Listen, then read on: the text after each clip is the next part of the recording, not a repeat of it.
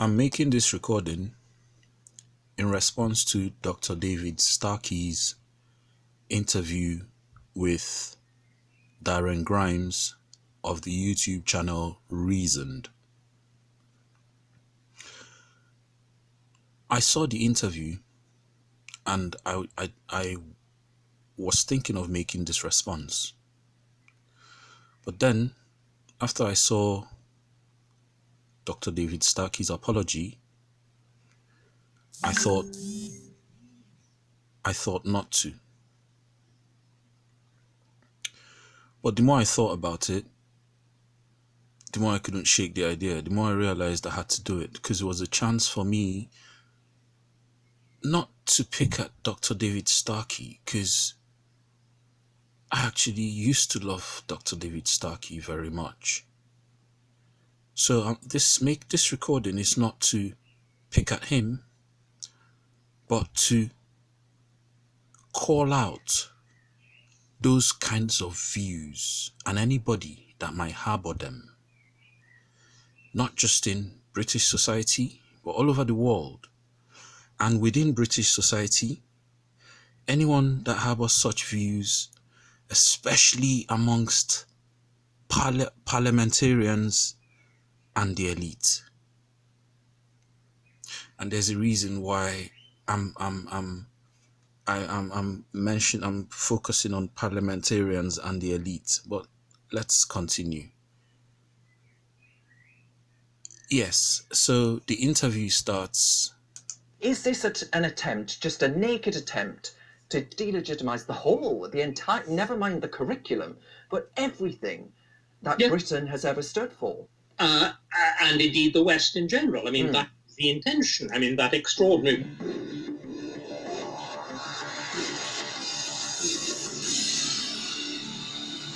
You were discussing the Black Lives Matter activist, and this was in relation to a certain incident where you dedicate 2 paragraphs to it, indeed, where a group of lads who it appears were in the household's cavalry, and they were appalled at the mess and desecration left behind by these activists. So they turned up with bin bags, water, detergent and scrubbing brushes and began the great clear-up.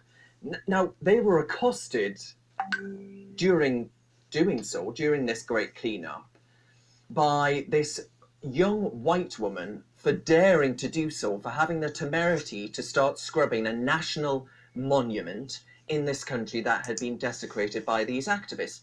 I've got 2 questions on that. Could you just, first of all, tell us what you think this says about the brand of activism of these Black Lives Matter activists? And secondly, does the actions of these altruistic young men give you hope for the future?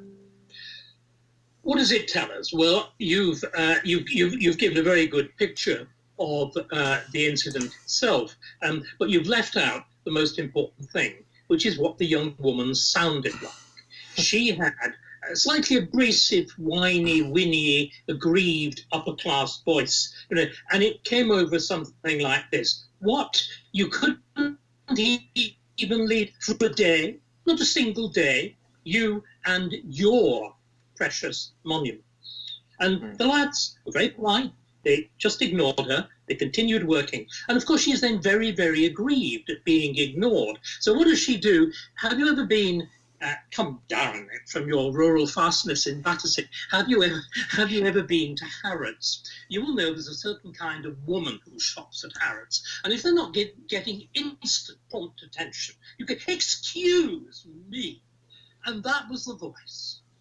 And it was the voice of entitled, privileged, needless to say, she's at Chelsea College. Needless to say, she's reading fine arts. Needless to say, she is wanting a career in, my dear, film design and set. Here are the lads in the household cavalry, sensible, straightforward, shocked. I mean, after all, what are these precious monuments? Somebody has just tried to set fire to the Union Jack on the Senate. And let's just say that again. To set fire to the monument of the millions of dead, white, black, Indian, who fought for freedom in 2 world wars. They've deliberately sought out the national flag. Right? Your precious goodness, excuse me. I think it tells you everything. It tells you, well, it tells you about the white support. Now, let me start by making this clear. I'm not here to be conservative or liberal. I don't really care. But you start off poking at how she sounded or how she sounds. But to be honest, Dr. David, you sound just like her. You know, you sound just stiff upper lip, nose up in the air, just like her. But the difference between you and her is she recognizes the horrible part of Britain's history. You say she's privileged. I'm sorry, Dr. David, look at you with your library of books in your house, probably somewhere in West London. As far as I'm concerned, you are privileged too. The only difference between you and her is that she's privileged with a conscience. You are not. You and the likes of you are not. It tells, because of course that's a very important part of Black lives, these are the people who work themselves up into a lather about leaving the European Union, about vote leave. These are the people who tie themselves in knots about, despite the fact, of course, they usually have lots of money, live in big houses, drive big cars. They get wildly excited about extinction. It's a class. It's pure class. It's a form of upper class, middle class, arrogant patronage of those who are the less educated, didn't go to university, didn't read social sciences, and the poor working sons of toil. From whom I. Dr. David, like I said, I used to love, in fact, you taught me British history. You taught me the core of British history. I used to be your biggest fan. But watching this interview, I realize your view of history is very narrow. You've just talked about her being part of this upper class. Meanwhile, I'm seeing you as the same. Further on in this interview, you claim to have come from working class. But you seem to still think you're working class.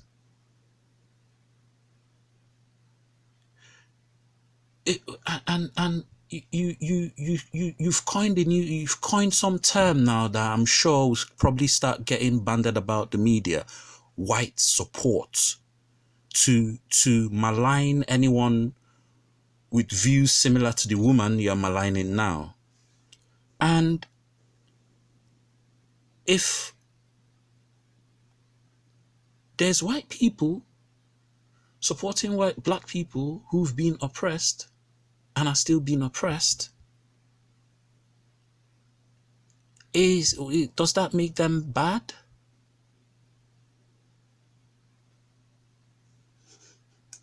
Happened to come, despite the fact that it's rather well disguised. Dr. Starkey, can I ask you a question about, you mentioned your background there for a second. If we focus on your background, and I just give you a brief overview of my own, I've got 2 brothers back home in County Durham, both younger than I am, both victims of the COVID crisis, both the grandsons of a miner, both from fatherless homes, both in and out of precarious work. And I look at both of them and I think, where is your white privilege? Where is your evidence of white privilege that these middle class activists want to try and suggest that you have? Now, when we think about your background and your hard work and determination is what has got you to your success in life, that wasn't from any white privilege, was it?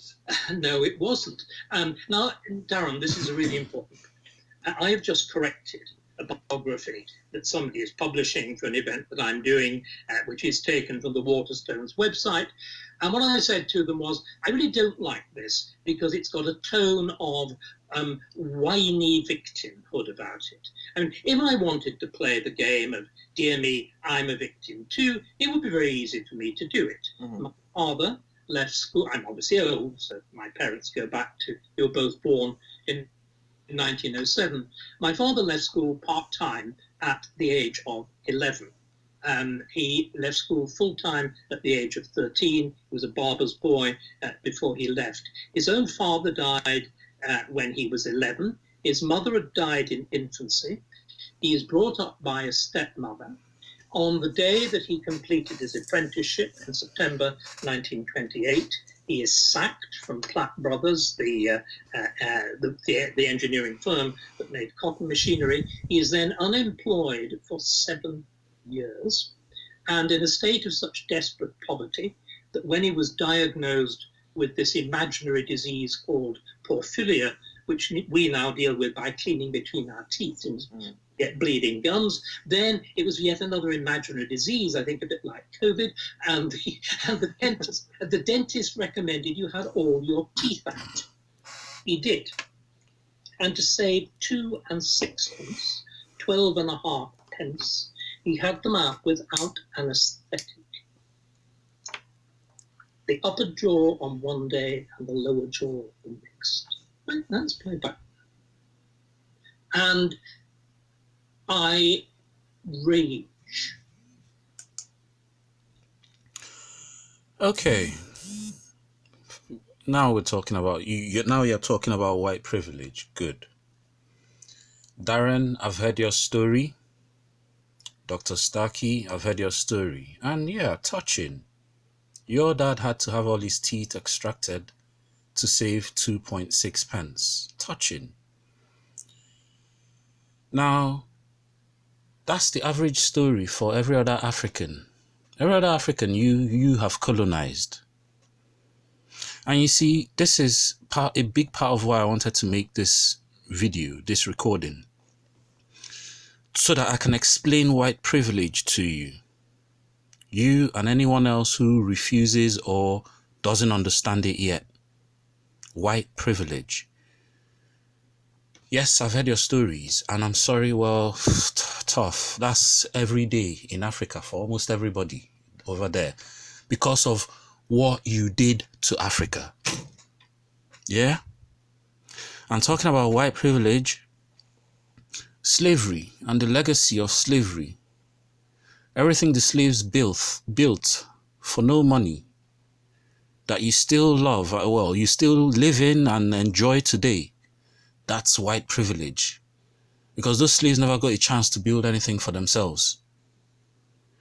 Talking about white privilege, colonialism and neo-colonialism and the structure they left, which keeps African countries in poverty at your sufferance. Darren, the fact that you live in a so-called first world country at the sufferance of those you call third world countries, that's white privilege. Yeah? Is it clear now? Is it a bit clear? Well, I could carry on, but suddenly the whole video will become about white privilege. But let's continue. I simply become, I'm not normally incoherent, but I become incoherent with rage when some privileged little prat like a Laura Penny or the rest of them ventures to challenge me on those points. What is the scholarship behind this movement, though? Because if you consider the fact that I think this country is quite unique in Europe for the fact that it enjoys incredibly good, at least for now, until these activists and a left-wing media tries to stir up, I think, I would go as far as saying hatred between communities. But we have fantastic race relations. We are one of the most richly diverse countries in the world, especially London. And that seems to work, for the most part, I think, pretty well. So what do you think explains the scholarship, the thinking behind this? for this entire movement to actually be imported from the United States of America to our shores? Well, I think there is, I mean, you summarized it brilliantly. I think that one of the great problems was that the West Indian blacks in Britain arrived, the famous Windrush and whatever, they arrived with a singular culture of their own, very Christian, evangelical, participatory, and all the rest of it. But that is somehow, and I'm not quite sure why or how, because let me be honest, I am no expert in this, but it seems to have got lost. And instead, blacks in Britain, certainly the politically active of them, have tended to borrow from America, and they borrow from America both in as it were formal politics, but also lifestyle, dress, music, the whole gangster culture, the putting of slavery central into the picture, completely ignoring the fact, of course, that we had our debate. Everybody says, isn't it time Britain had its debate on slavery? We tore ourselves apart over slavery from the 1760s to the 1830s. We had this gigantic debate, which finally culminated in the abolition of slavery, not only in Britain, but in the Empire, and using the might of the British Navy, then the equivalent of all other navies in the world put together to wipe out the slave trade universally. But that is, what is it? It's 100 and coming up to 200 years ago.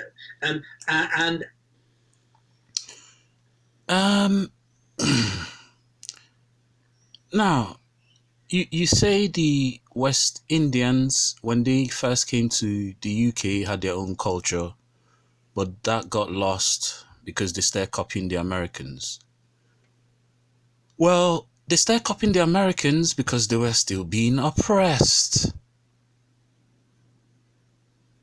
I mean, have we suddenly forgotten that things like Stephen Lawrence and all the other riots and Brixton riot, all that stuff happened? Have we forgotten that? Now, as for Black Lives Matter, now I'm not a Black Lives Matter activist. I'm not a front row supporter. But I even understand that slogan. Because in today's world, as a black person, it's clear to me that black people are treated like their lives ain't shit. Their lives don't matter. What country are you talking about? As long as it's a Caucasoid or Mongoloid country, or even in their own countries, because they have all these warrant chief presidents installed by your countries. You treat us like our lives don't matter. Maybe you can't understand it because you're in a privileged position. Maybe that's why you can't understand it. No one ever said no other life mattered. Nah. But for people to stand up and try and make you acknowledge that a certain life matters, you have to ask yourself the question, why?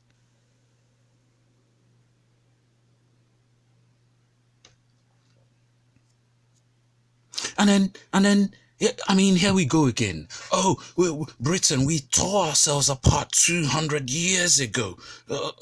We tore ourselves. That was 190 years ago. Here we go again. The same. Why don't you just move on? The same statement you guys always come up with. Why don't you just move on? That was 200 years ago. Hold on, I'm sorry. Yes, maybe you might not be as brutal as your great-grandfather, but you've not bothered to change the system he created, the fundamental structure. So stop patronizing me.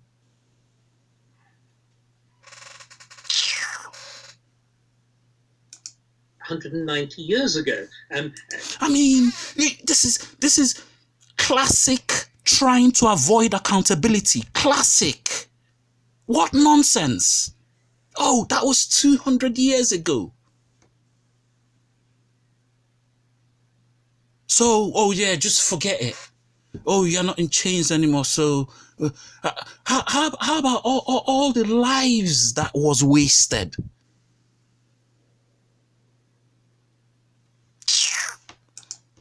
very, very firmly in the past. But what's happened is, as I very, very, very firmly in the past. Really? So if slavery is over, what was colonialism? What is neocolonialism? Why is all the countries you colonized back? I mean, why are you even still? I mean, the other day in Parliament, Lord Palmer, or whatever his name is, was still saying, "Why don't we recolonize Zimbabwe?" You see, why don't we recolonize Zimbabwe? You see, this is the mentality I'm talking about. I mean, France, up until a few months ago, still controlled the currency of all their former colonies. And you're telling me slavery is over. See, for any member of the British public watching this video, understand that slavery never ended. All that happened was a change of tactic. They just realized that they just thought, okay, let's stop taking the slaves from their land to a new land. Let's just enslave them on their land. And that's what's still running today. Said that black culture has been at every level, musically, politically, whatever, has been the direct importation of what I think is the worst side of American black culture. We began by talking about victimhood.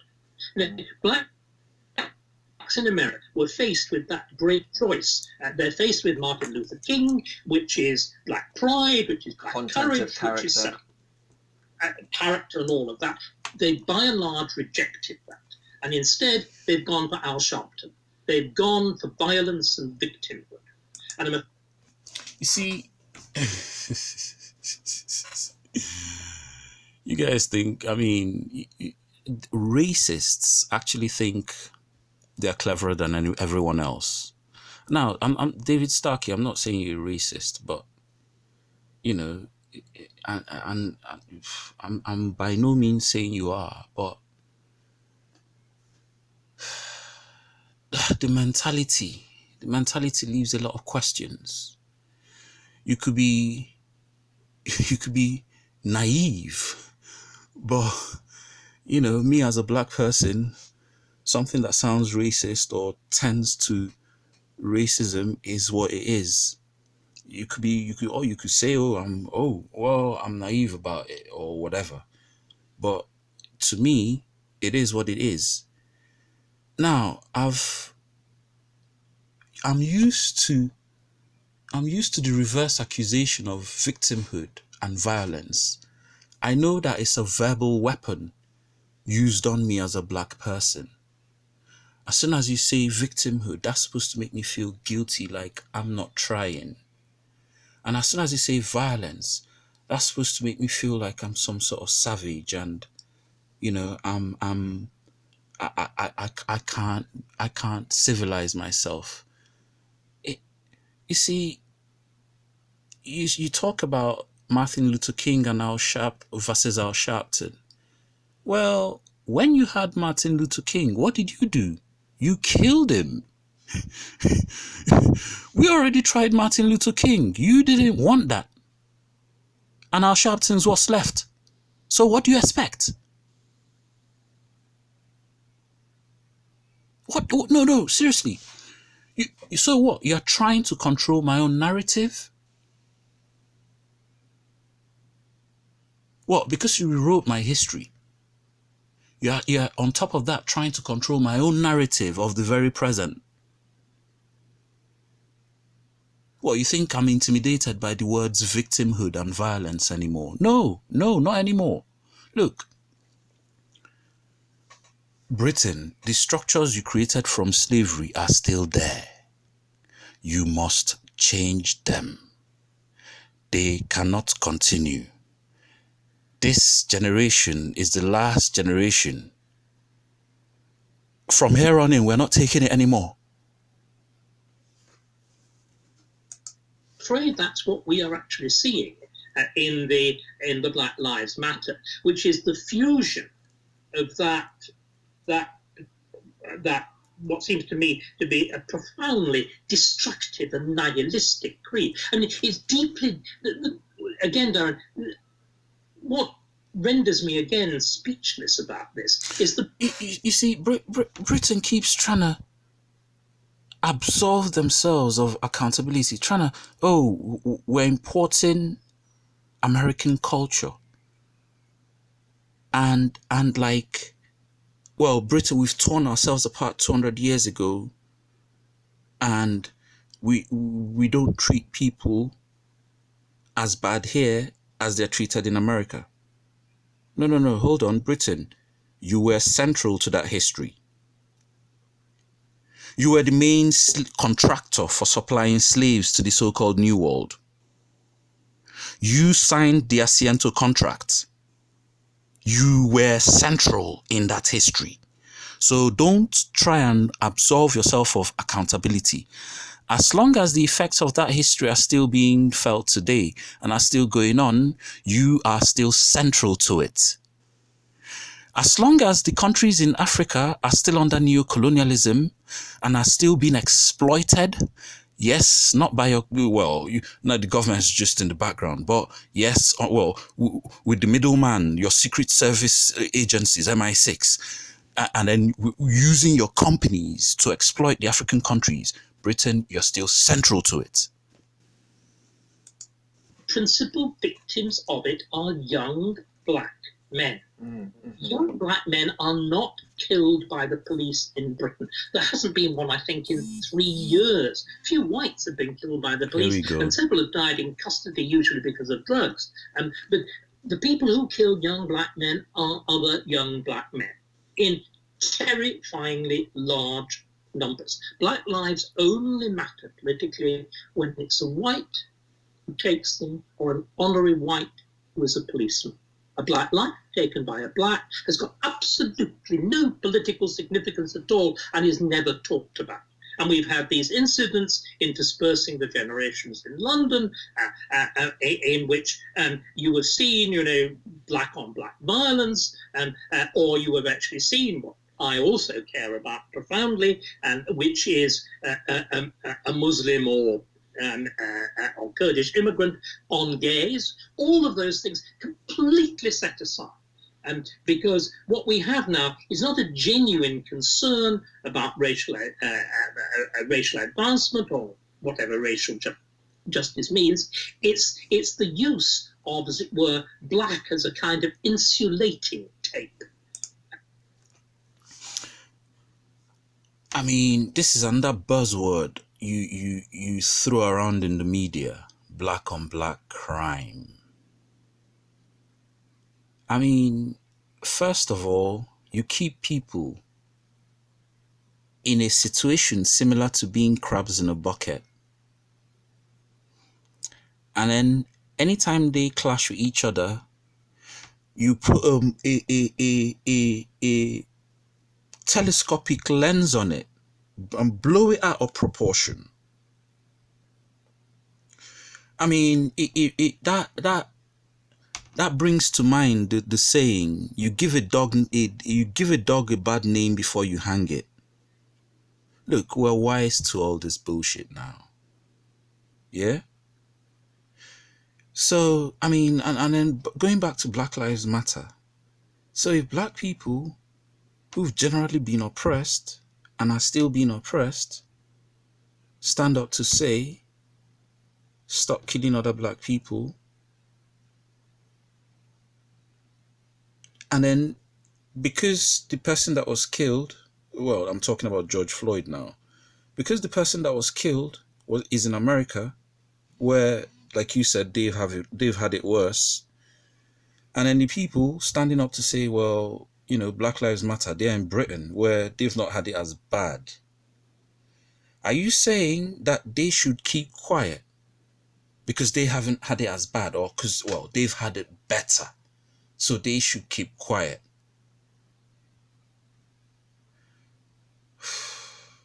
David Starkey, oh man.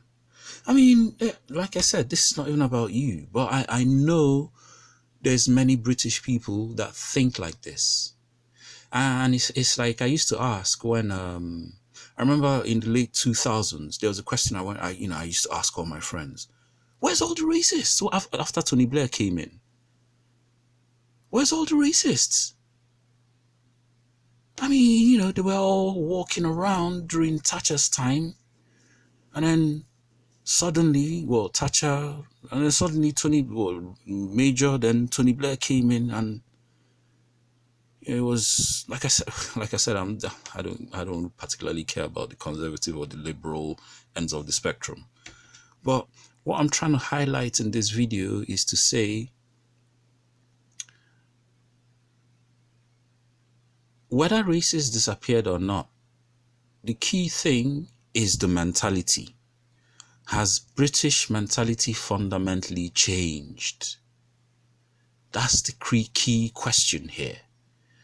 And if someone of David Starkey's caliber, who I consider the upper echelon of British society, is coming up with stuff like this, who his peers are parliamentarians and the people at the helm of affairs of British society, and royalty, I dare to say, then not much has changed since slavery, colonization times. Do you in your mind, you just think things have changed because, well, we don't have them in chains no more, we're not whipping them anymore? But I'm sorry, the system that enabled you to have my forefathers in chains, those haven't changed. You having them in chains has changed, but those systems that enabled you to have them in chains hasn't changed. And this is what I'm calling out. Around which you can wrap all sorts of dangerous ideas. I think it's really very symbolic that our wonderful, Formula One champion, that man, that passionate believer in human rights and in education, and who is so keen to advance them in his native country, whose flag he repeatedly drapes himself in, that he lives in Monaco to make sure he pays absolutely no taxes whatever towards any of the causes that he espouses. He is now going to drive an all-black car and have an all-black team, and they will all wear all-black overalls. I mean, sorry. How can... This is cartoon. This isn't thinking. This is cartoon. Now, I'm not here to defend Hamilton. He's a man. He can do what he wants. And yes, I particularly have no views on wearing black, painting everything black, as in the literal color or material black. But, people are choosing to use this as a symbol now. But you can't help but still attack it. The irony is, you coined the term black to classify a group of people.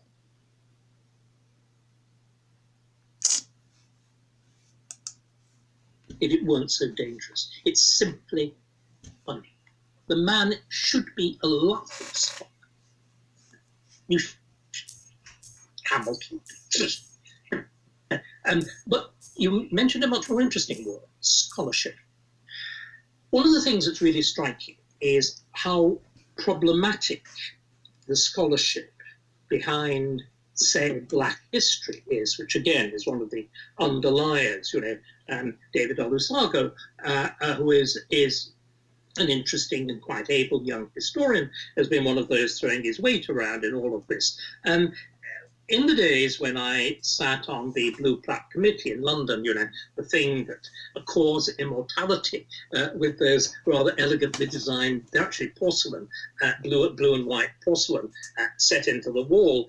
In the days when it was serious and we properly scrutinized people whose names were going to appear, and we had a serious historian working for us whilst we did it, there was even then pressure to acknowledge blacks, be it Mary Seacole, be it Mary Price, be it Equiano, people like this. But whenever our historian got to work, for example, on Mary Seacole, we now have this enormous statue of her at St Thomas's Hospital, completely overwhelming Florence Nightingale. And she's elevated. We actually named some of the emergency hospitals after her to set up alongside Florence Nightingale. Well, Mary Seacole was indeed.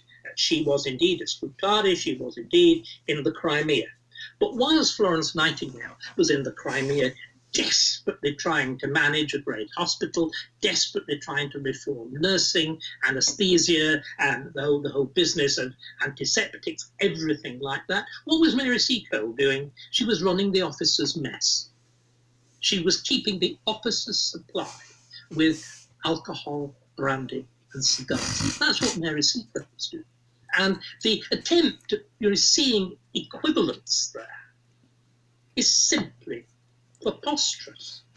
Somebody like Mary Price, who was a quite interesting figure, and when we looked at her, we got quite excited about it. Here is a woman, black woman, 1 tick, 2 ticks, autobiography, 3 ticks. Then, of course, we discover that the autobiography is ghosted by a white woman. And as far as I can see, is at least half fiction. You see what I mean?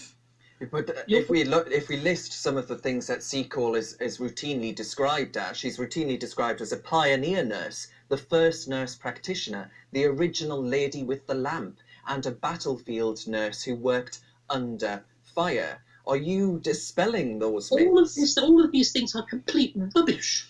I mean, she's there. As I said, she's running the officers' mess. Even Olusoga actually says that. He admits that. So the whole of this movement, to erect statues to her, is utterly false. It's phony. It's the invention of the false past. Because again, there is this desperate claim to assert that we've always been racially diverse. It's not true. Okay. So, I mean, you have a history of lying about history. I mean, I'm talking about Britain here, or the people that control Britain. You have a history about lying about history. And now it's coming back to bite. Suddenly, you can't understand the confusion you've caused. You lie to the Africans about their history. You lie about your own history, all because you're trying to manipulate people. And somewhere along the line now, you've got lost in your own confusion.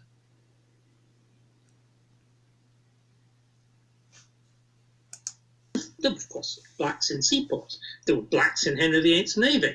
And there's a famous black trumpeter. There's never been a more famous, non-famous person than somebody called John Blank.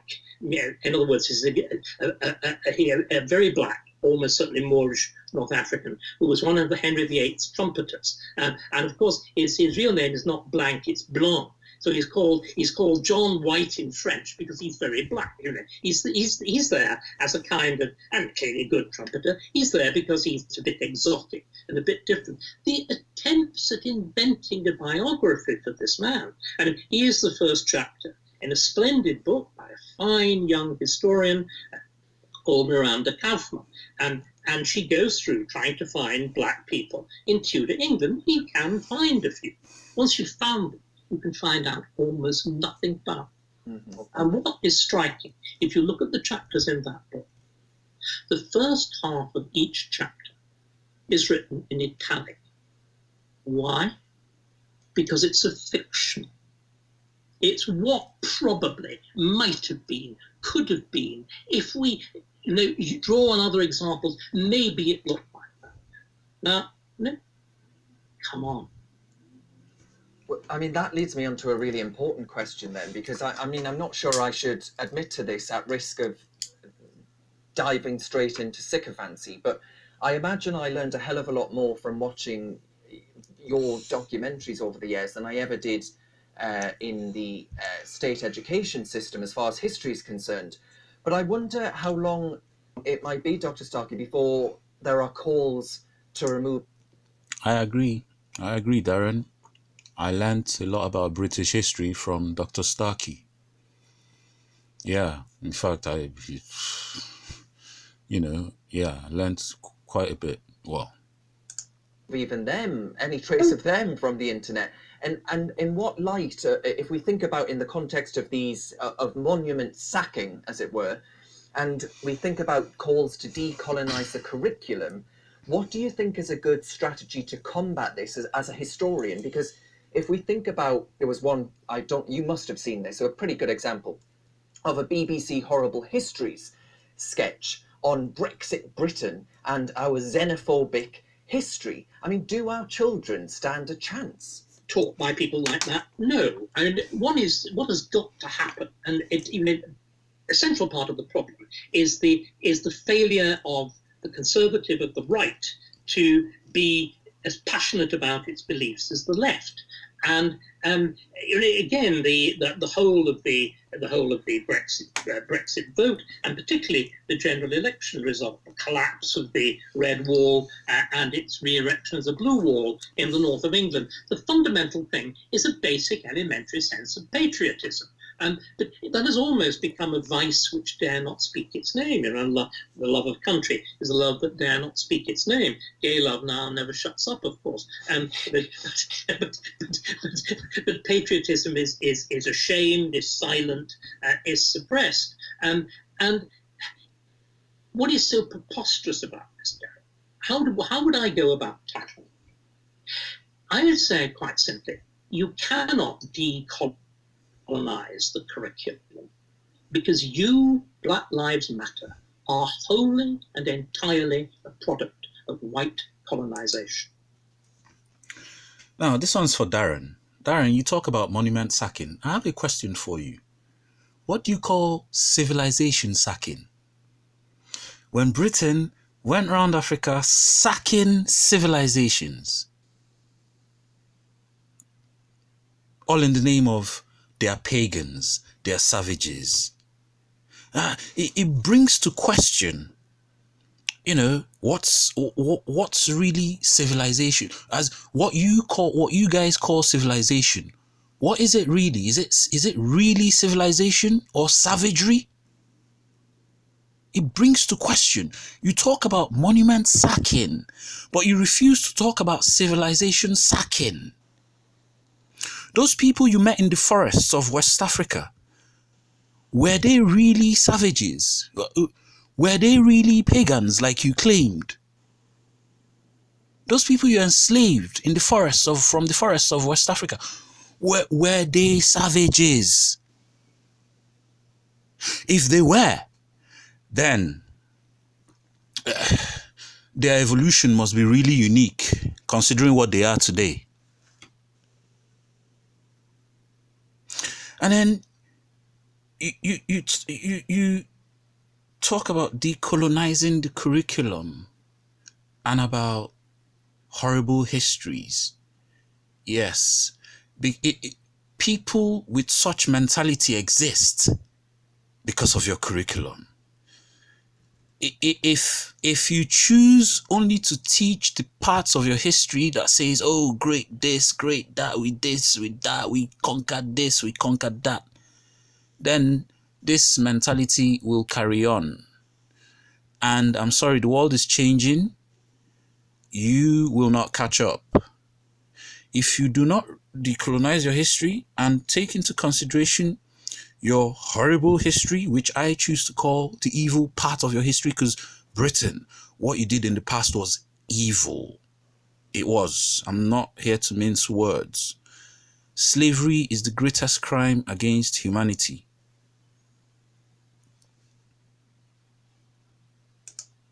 You are not culturally Black Africans. You would... And can I say something? Britain has a very xenophobic history, as much as it's multicultural today, but there's something fundamentally xenophobic about it. Because when your forefathers came to my forefathers, we welcomed them, not knowing you had treacherous intent. when my people come over here, you put them in cage, you lock them up. Even though they've got no treacherous intent, they just want to be a human being. All because of what you've left them with in Africa. There's a friend of mine, a guy called Jerry, and this guy became a legend because of what happened to him. He got caught by immigration and was about to be deported. And he asked the immigration officer, why are you deporting me? When your forefathers came, why are you asking? He asked the guy, why are you asking me for my visa and passport? When your forefathers came to my forefathers in Africa, did my forefathers ask your forefathers for their visa and passport?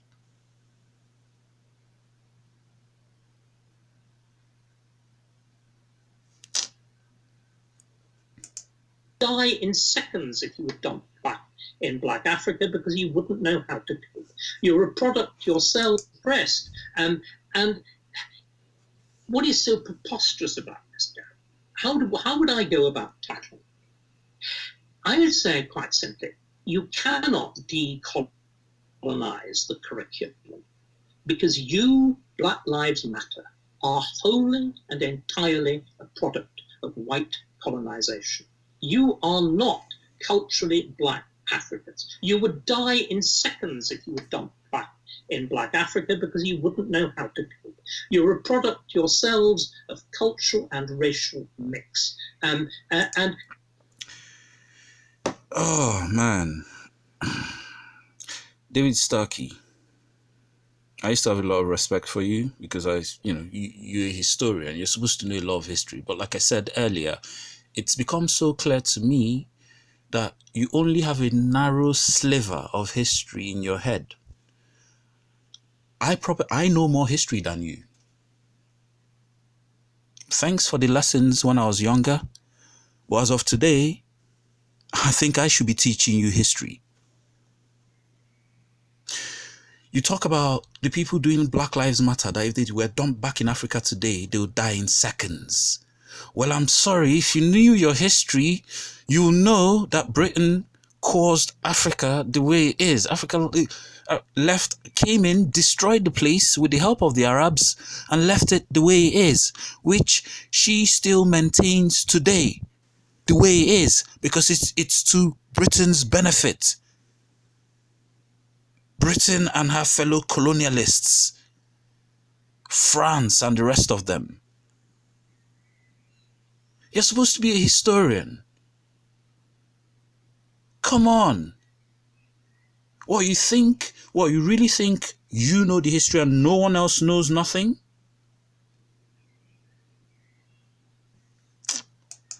And again, what is very remarkable about the pulling down of the statues, and normally statues are pulled down, be it Hitler, be it the French kings in the time of the French Revolution, or indeed our own kings in the time of the Civil War, because people have been defeated. What has happened, of course, is that the only reason that these young Black protesters are here isn't it slavery. It's only because of the great African diaspora. So if they dump them back in Africa, they'll die in seconds.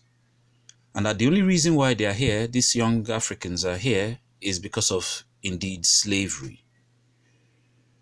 Wait, so are you saying that you did them a favor?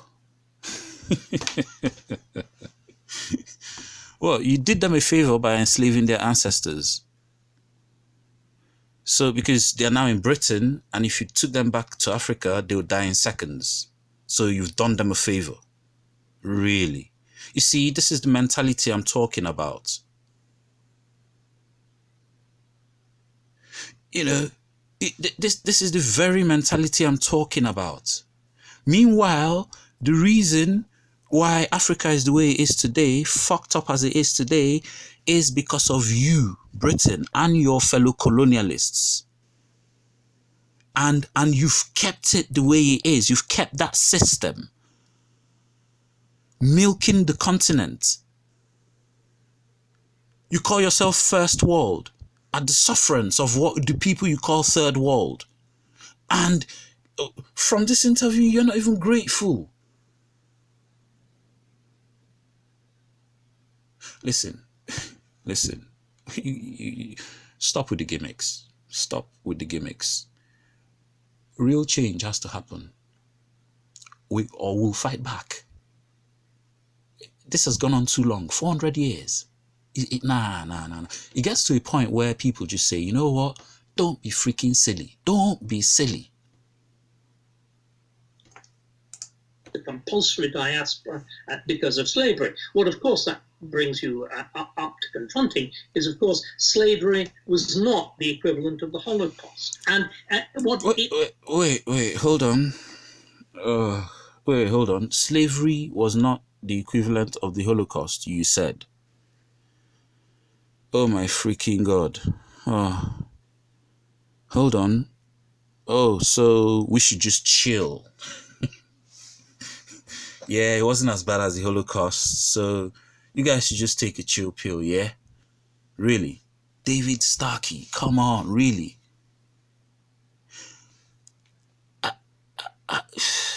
What, and you're a historian?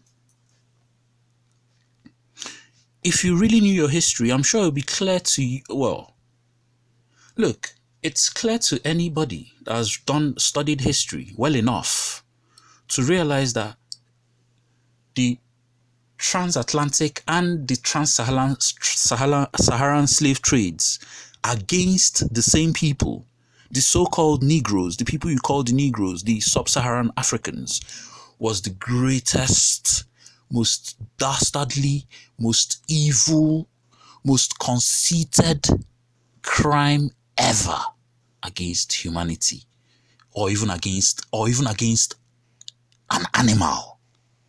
So don't patronize me.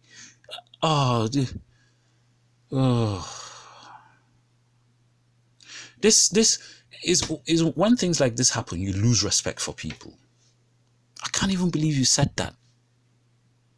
And the thing is, like I keep saying, there's a lot of people in Britain with such views. Oh, it wasn't as bad as the Holocaust, so get over it. Oh, that was 200 years ago, so get over it. I mean, I'm sure a lot of you just think slavery, well, yeah, you just had them in chains and whipped them and had them work in the farms. Really? How about the castrations? How about the throwing them off the ships in the middle of a storm just so you could go claim insurance? How about the turning them into leather so that you could make shoes and wallets? Come on. Britain, you have a horrible history you need to face. And you will face it. If you want to hack it in the modern world, you will face it. What again, there's no point in arguing against globalization or Western civilization. They are all products of it. We are all products of it. So we should just put up or shut up, right? Yeah? We should just take it as we see it. You know, okay, so you know what? Just instead of just pretending, why don't you just kill us all? Just kill us off. So that you wouldn't even need to have such interviews. You just get on with your life. You know, just save yourself the headache or guilt trip, whatever. Just kill us all. Kill off all the black people. Just wipe them out. The honest teaching of the British Empire is to say, quite simply, it is the first key stage of world globalization. It's probably the most important moment in human history, and it is still with us. Its consequences are still on, and generally speaking, in most ways, actually fruitful. There are downsides, again, as the Brexit vote demonstrated. So that's how you go about tackling it. And as for the idea, as I said, that slavery is this kind of terrible disease that dare not speak its name. It only dare not speak its name, Darren, because we settled it nearly 200 years ago. We don't normally go on about the fact that Roman Catholics, once upon a time, didn't have vote and weren't allowed to have their own churches because we had Catholic emancipation. And you know what? We had Catholic emancipation at pretty much exactly the same time that we got rid of slavery in the 1830s. We don't go on about that because it's part of history. It's a question that's settled. Again, it's the point you made. It's American input. It's because, of course, in America, it took civil war to deal with the question of slavery. And even then, as part of the very, very imperfect settlement, as we know, slavery in the South was substituted. You see, you sound like someone with no guilty conscience whatsoever. Just because you weren't the one whipping anyone or chaining anyone up. So, and then you keep going on about settling it 200 years ago. Meanwhile, if you knew your British history, Dr. David, you know Britain was central to it. You can't tell me you've never heard of the Asiento contract, where Britain not just got the contract to supply British territories in the New World or the Americas with slaves, but they were also supplying the French, the Spanish, everybody else with slaves. This was Britain at the center of the slave trade. So stop telling me you settled it 200 years ago. What, with William Wilberforce and the emancipation? Oh, really? Oh, like William Wilberforce just stood up and fought for slavery and it ended. How about all the black people that were fighting and dying, running away before William Wilberforce? 250 years before William Wilberforce. And you're telling me you settled it 200 years ago. Oh, you settled it and then you came up with colonialism. Really? And then you're going to tell me, oh yeah, but we left. We ended colonialism. And then you carried on with neo-colonialism and your companies. Really? Stop patronizing us, man. We're not that stupid anymore. You've got no guilty conscience whatsoever. For by a system of organized repression, economic, social, and everything else in the form of segregation. But that's never been true in Britain. In other words, we're having a false history forced upon us. What do you think? What do you... False history? Wait, hold on. You keep saying Britain like as if Britain wasn't central to the slave trade. Hold on. Most of your big legacy companies, they're legacy companies today because of the slave trade. Even your so-called Church of England. The Church of England owned slaves. So what are you on about? Oh, so just because Lloyd's and Church of England, well, Church of England owned slaves that were being whipped and chained in Jamaica, it doesn't concern Britain just because it didn't happen on British soil. Come on, David Starkey.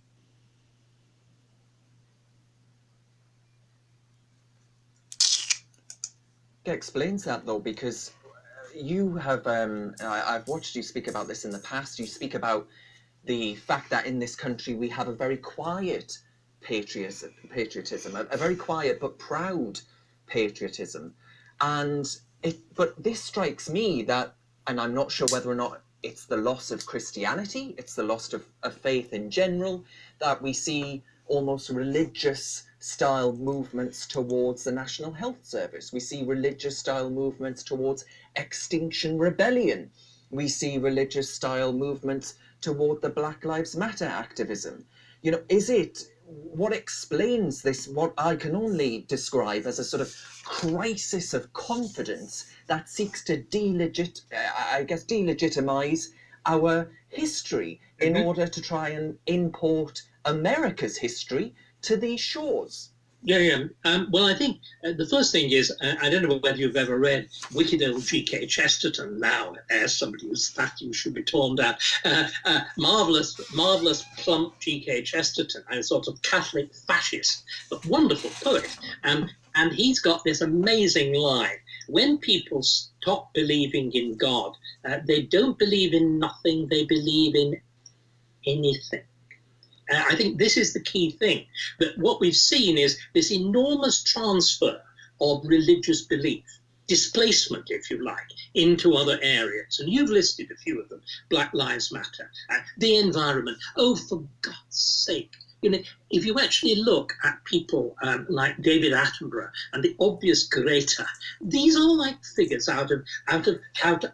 Well, what they do, they really remind me of the Life of Brian. One of their sketches, you know, the Greta Thunberg she's exactly like a mad medieval child saint. You know, the Middle Ages were filled with these bloody child saints, and the other extreme from the child saint is the incredibly mad, doddery, white-haired old man, you know, David Attenborough, doom.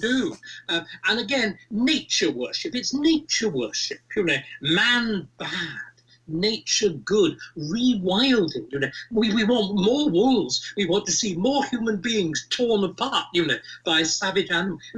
So it's nature worship.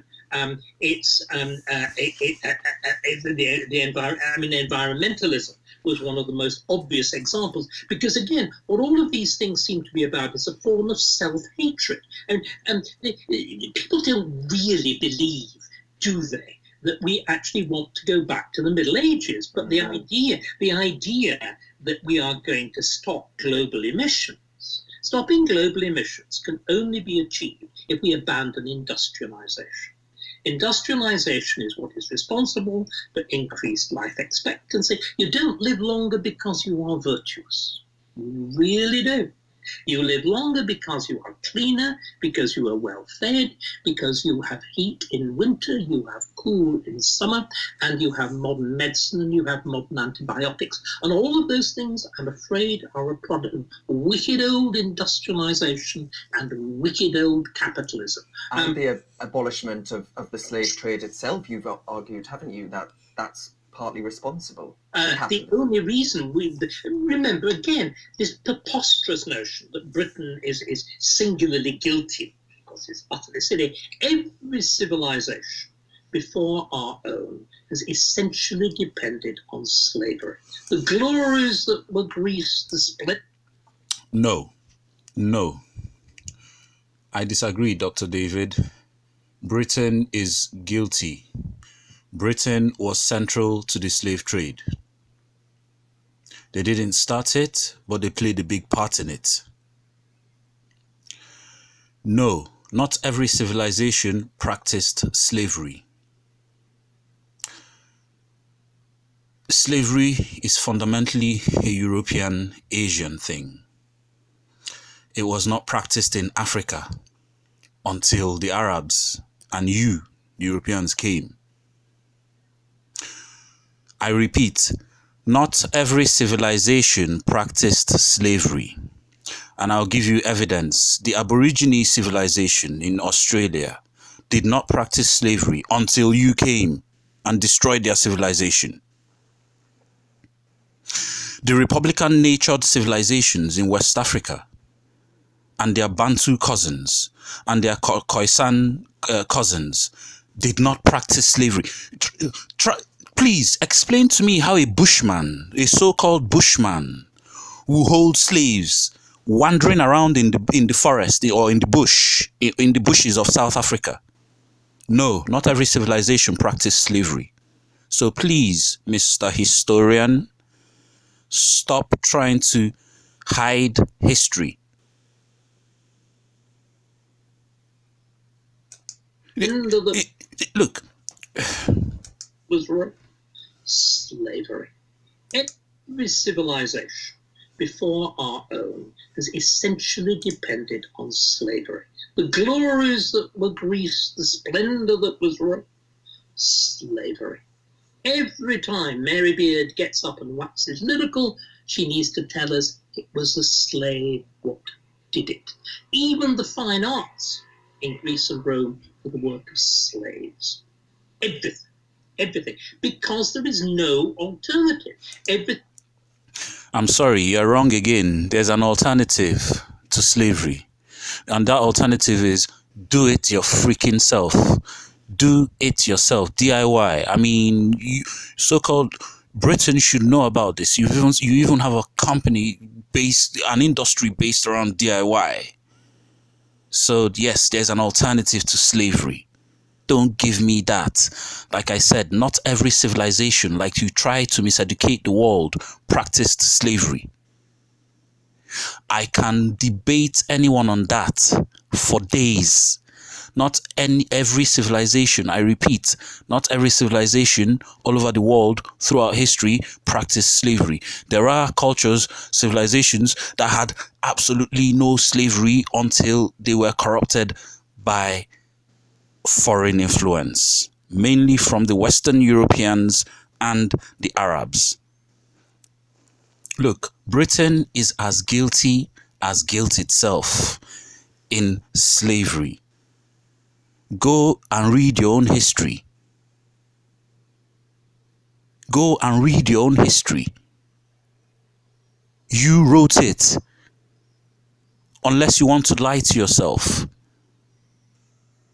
And look, this is the 21st century. This slavery has to end now. To all parliamentarians, all members of parliament, any of you that happens to come across this video, to all people that influence British society, any of you that happens to come across this video, your influence in Africa needs to end. Starting with Biafra. Biafra must be free. France, to any French politicians that hears this, Ambazonia must be free. And then the nonsense going on in Congo must stop.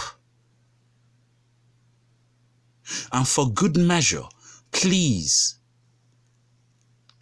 Spain, give so-called Sahrawi Republic a Fulani country. Let them leave the rest of us in West Africa alone. Please. But this nonsense must stop. Biafra must be free. Ambazonia must be free. The nonsense going on in Congo must stop. The thing is human physical labor. The great transformation in human history actually begins in the Middle Ages. In the Middle Ages, and this is, we think of the Middle Ages as being much less sophisticated than Greece and Rome, which in many ways they were. But if you actually look at medieval Europe, it's astonishing engineering skill. You get the beginning of mechanical clocks, you have mechanical organs. You look at the technical skill of, say, an evil cathedral, something like the end of the Seventh Chapel at Westminster Abbey. You look at the technical skill of that and compare it with the architecture of Greece and Rome, which is basically just, concrete domes and pillars and beams. But the sheer complexity of building a fan vault. So you get one of the peculiarities of Western European civilization, on which industrialization builds, is this extraordinary technological sophistication. The quality of a sailing ship, of a late medieval, early modern sailing ship, compared with the magnificence of a Roman ship, the Quinquareme of Nineveh from distant Ophir and all that lot, just powered by lots and lots of slaves. Even before you get steam, we were able to use sail in a much more impressive and in a much more effective way. But it's industrialization that replaces slavery. It's no accident that the movement for abolition is late 18th century, exactly the moment that industrialization takes off. And we have to understand that. Yeah. I mean, this is classic British arrogance. I mean, like, industrialization now came along and saved the slaves. Listen, it's clear to me now I should be teaching Dr. David Starkey. And from our own understanding of history, I think the Western civilizations set the world back, set the whole world back about 200 years. Even with their so-called industrialization, because the amount of people they killed, all in the name of slavery, and their own version of so-called version of progress, that set the world back. Because it's not like the people they were killing were actually savages like they claimed. Because if you know your history, you understand that the people they were killing and enslaving were craftsmen. They were farmers. They were skilled people. They had their own culture, their own history, their own tradition. Just because you had a gun. So, just because you had a gun and you can't... So, are you asking me to believe that what you call civilization, that you measure by conquest and destruction, is actually civilization? How civilized is that?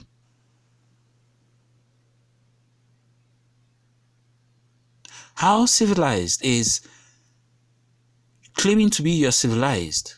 You meet another group of people, and instead of negotiating, trading, because realistically, there is no need for war unless you want to rob and loot them. Because that's what you went around the world doing. You went around, and even when they negotiated with you, you still just brought a war upon them, just so that you could have all the loot to yourself. You looted everywhere dry, now you call yourself third world. Oh, we're rich.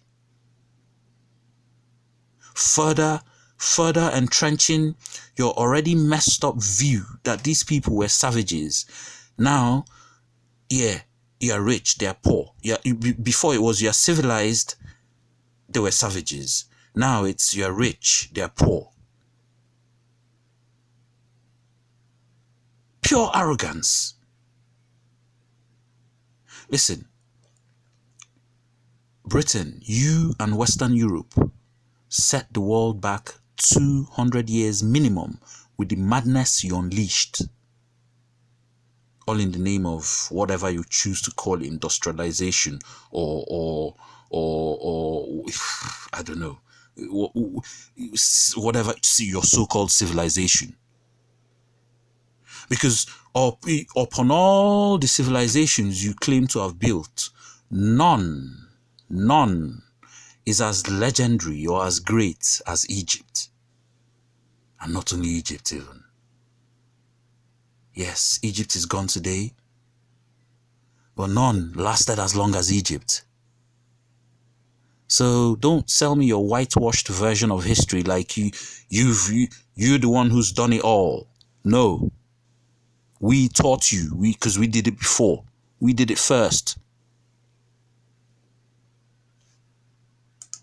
Yeah, I mean, where do you think this actually ends, though, Dr. Starkey? Because if we allow this attack on our history, and many politicians, I think, seem intent on pandering to this. I mean, I should first of all say that I actually find the slogan "Black Lives Matter" entirely laudable, right? Who wouldn't? It's reasonable. Of course, they matter, but it's. Thanks, Darren, for that. Thanks. It's the Marxist outfit behind that slogan, that is fundraising to overthrow the state, that is fundraising to come up with strategies to abolish our police force. And just yesterday, actually, I saw a load of tweets from them saying that they want to free Palestine. What the hell has that got to do with Black Lives in the United Kingdom? So where does all of this end? If we think about all of the attacks on Sir Winston Churchill, on Drake, on Nelson, on Peel, on Gladstone, on Grey, is this an attempt, just a naked attempt, to delegitimize the whole, the entire, never mind the curriculum, but everything that Britain has ever stood for? And indeed the West in general. I mean, that's the intention. I mean, that extraordinary woman, Gopal at Cambridge, says she wants to abolish whiteness. Abolish whiteness. That is her purpose. And to replace it with some kind of rainbow, black, gay, God only knows what else. It is, of course, an absurdity. It won't happen. Some very, very interesting opinion polls have just been done, and it shows that support for, you mentioned taking down Churchill's statue, runs at 10%. 10%.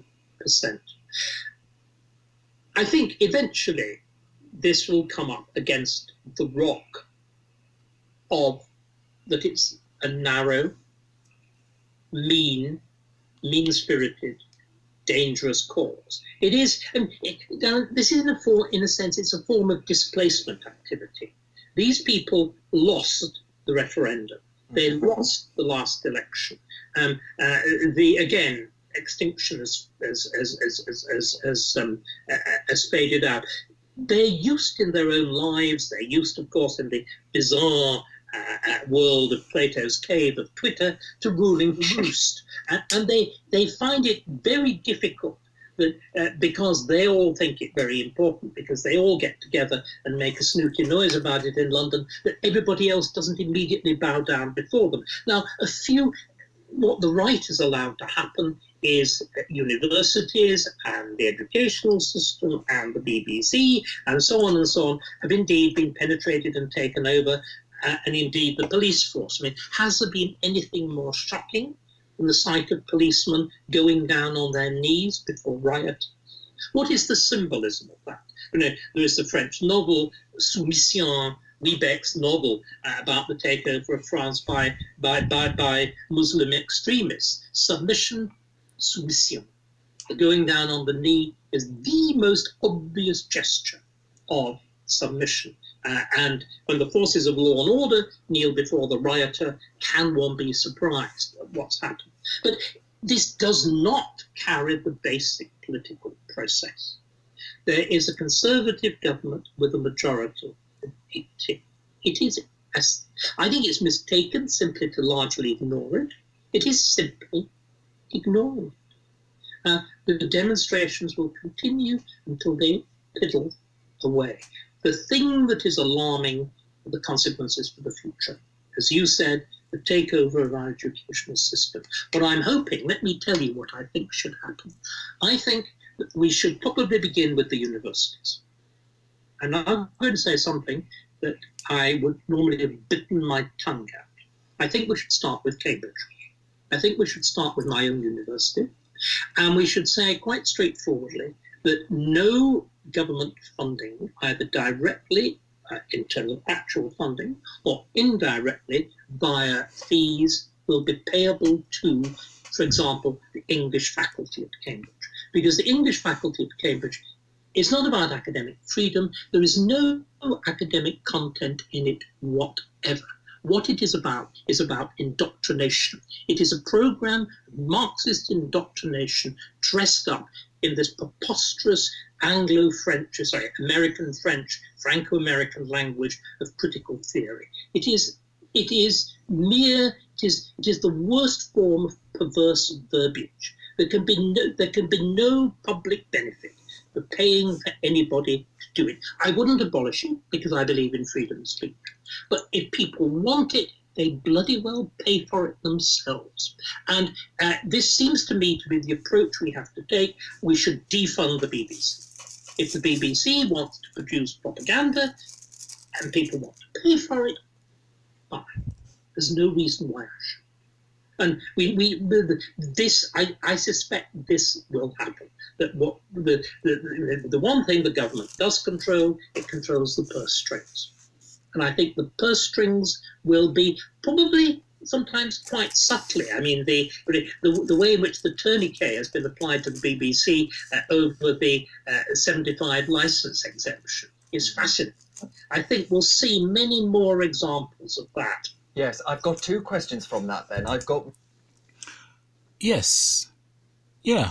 Maybe you need to defund the BBC, because to me, as an African, the BBC is the greatest propaganda machine of all times. As in, I'm not saying this metaphorically, it is the greatest propaganda machine of all times. All pervasive.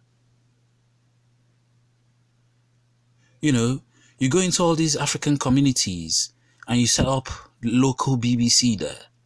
BBC Igbo, BBC Hausa, BBC Yoruba, and you indoctrinate the people, program them to do what you, or to be subservient or servile to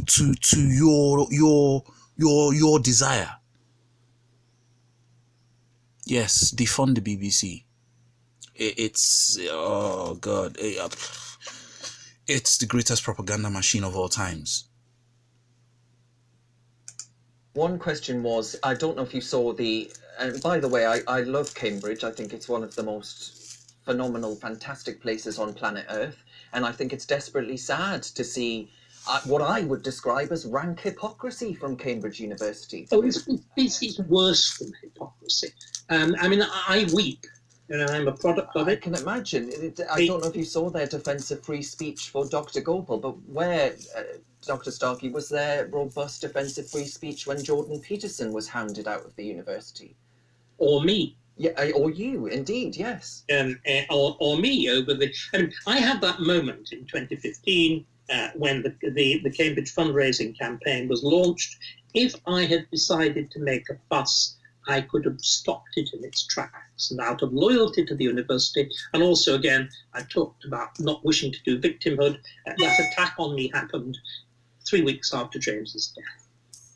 Wow. Indeed, I had recorded the key episodes at Cambridge 2 days before his death, and the reason that I didn't see him alive was because I was doing an event at King's College the night before he died, and that was why I didn't get back and see him alive.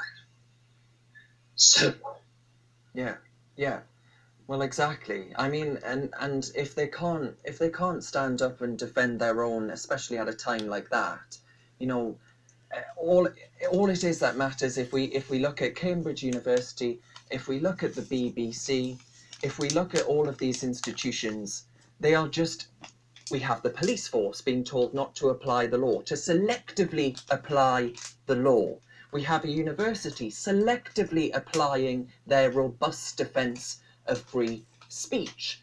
And we have a Conservative government that, despite the fact that the polling you just mentioned, Policy Exchange found that 77% of Brits are vehemently opposed to any removal of our history and through monuments, etc.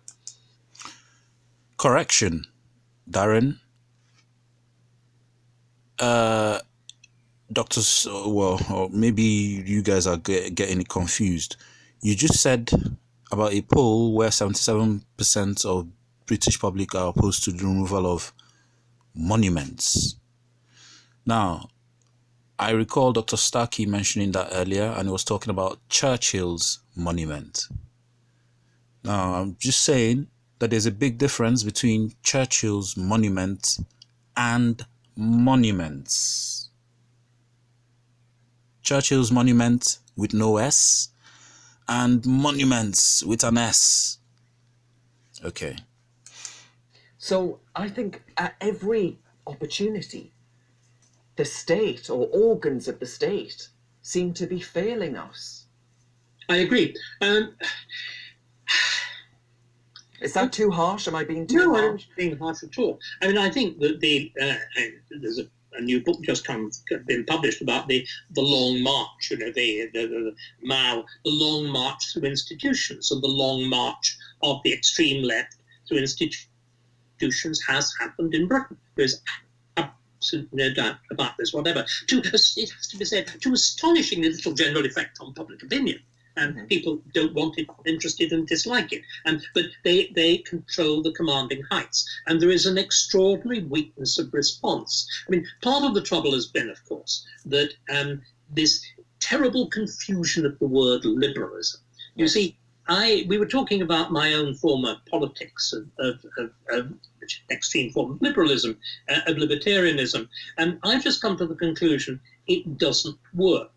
And that instead, and Edmund Burke's view of the organic nature of society, its rootedness in the past, the importance of gradualism of change, and particularly the importance of conserving institutions. The institutions, these are the central things. But our political conservatism in this country really hardly exists as a serious political movement. I mean, we all... Okay, you talk about preserving institutions.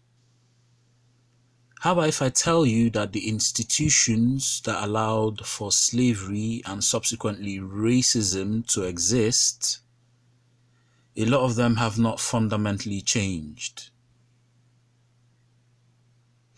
If not, things like George Floyd won't be happening. If not, you won't get a lot of immigrants trying to leave Africa to come here. I mean, I could carry on, but this recording is getting long now, so, you know, but it's a long interview. But I have to address this. People think of Margaret Thatcher as somehow reasserting conservatism. She didn't. Margaret Thatcher reasserted liberal economics. And the great Roger Scruton, Sir Roger Scruton, always points out that the relationship between capitalism and conservatism is by no means clear cut. I mean, there is one, but it's not absolutely straightforward. But what Thatcher did, she made conservatism purely an economic doctrine. And so you get somebody like Philip Hammond, a very good example of this, or George Osborne, who are absolutely high and dry liberal economists, that's to say, you know, as far as possible, believe in austerity, balanced budgets, and all this kind of thing. But at the same time, personally, are let it all hang out liberal.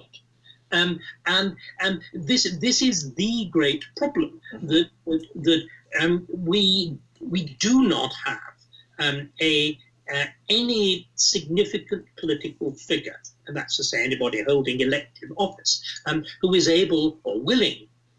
Some of the younger MPs certainly know about it, but none of them seem to be willing to articulate properly these ideas, the kind of thing that we've been talking about now. And you know, we have had 10 years of, well, a conservative-dominated coalition, plus Boris Johnson, but setting aside Theresa May, God knows, very easy to set Theresa May aside, whether any idea ever penetrated that strange sponge of a brain is unclear. It was certainly never articulated. But if you look at David Cameron on the one hand and look at Boris on the other, they are fundamentally soggy centralist liberals. Mm-hmm.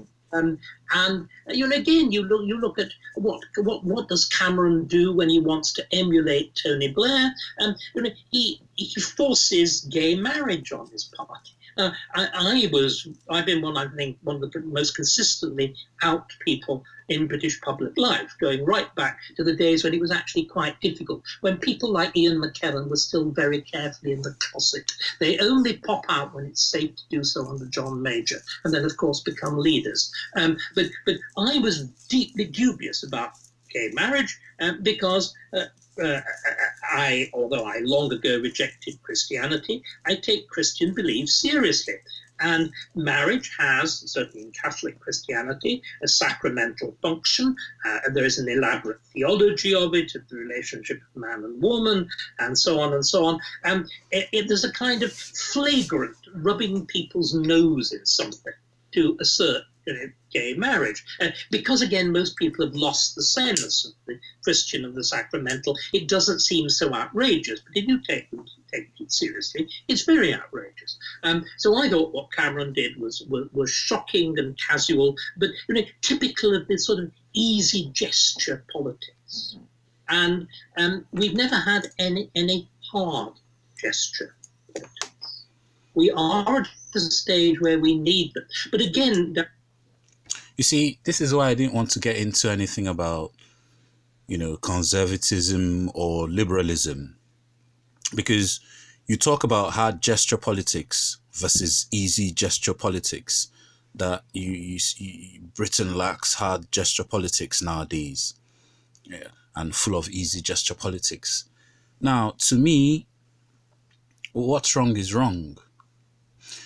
To me, the difference between a hard gesture and an easy gesture of the same thing that's wrong is, say, slavery being a hard gesture and neocolonialism being a soft gesture. It's still the same thing. Slavery is physical, you can see it, you've got chains on you.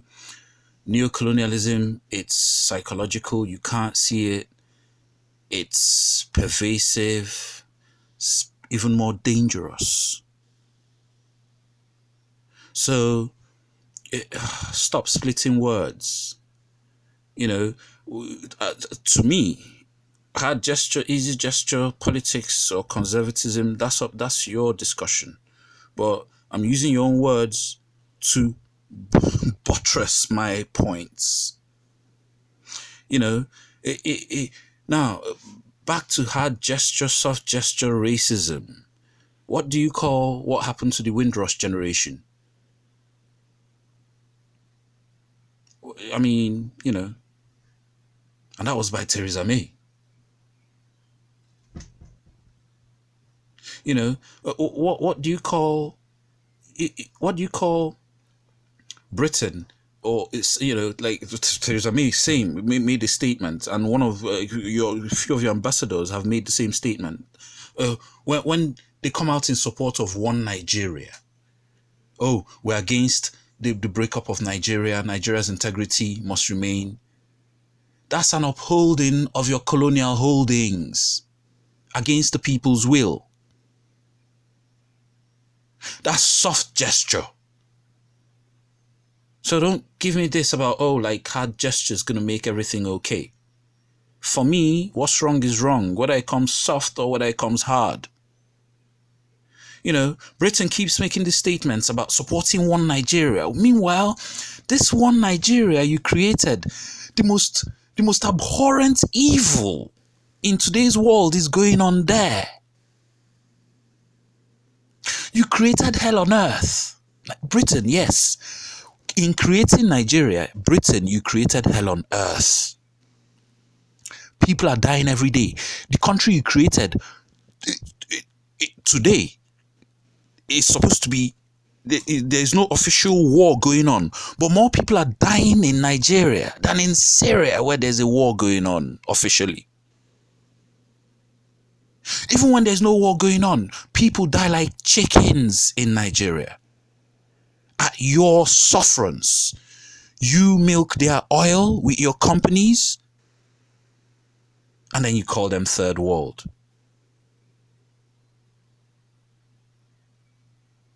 You tell me about hard gestures. Oh, easy gestures. Oh, so it's not that bad because it's easy.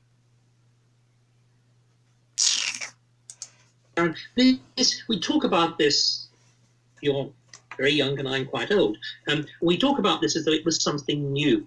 Well, elements of it are new, but one of the things that's most striking is the fundamental self-hatred of the British intelligentsia. And you know, it's identified brilliantly by George Orwell in the 1930s and 40s, the great essay on the Lion and the Unicorn, you know, in which he remarks that, you know, typical left-wingers would rather be seen stealing from the poor box in church than stand at anthem. Wonderful, wonderful language. But it goes back much further. It goes back to the Oscar Wilde generation. It goes back to, I mean, in Gilbert and Sullivan, it's exactly the same. There's that wonderful moment in Coco's song in the Mikado, those, you know, on his little list, those who sing the praises of every country but this and every century but their own. You know, it's peculiarly English. Well, not only English. It's also now become American. Americans have become even more, white Americans become even more self-hating than we are. But the infection came from Britain. French intellectuals don't hate France. German intellectuals sort of hate bits of German history, but bloody dedicated to the German language. It's a peculiar English form of self-hatred, which is very closely associated with upper-class snobbery. It's all to do with the fact that the plebs drink beer, you, my dear, drink wine. And the more expensive and the more French and the more elaborately unpronounceable the chateau, you know, the better. It's a form of snobbery. And it's, again, well, conversation. But hold on, David Starkey, you're upper class, you're British upper class. And if most of the British upper class is like this, and from my own experience, most of the white people that understand what black people go through are those with us on the streets. Those that live peacefully with us. But those of you that control society, you guys are far even from your fellow British people on the streets. You guys are on a different world from them. I mean, so what, you think you're lower class, Doctor? I mean, what, you drink beer? I mean, the way you pronounce that French wine, I can't even pronounce it like that. And you try and make out loud like, oh, you're, a beer drinker.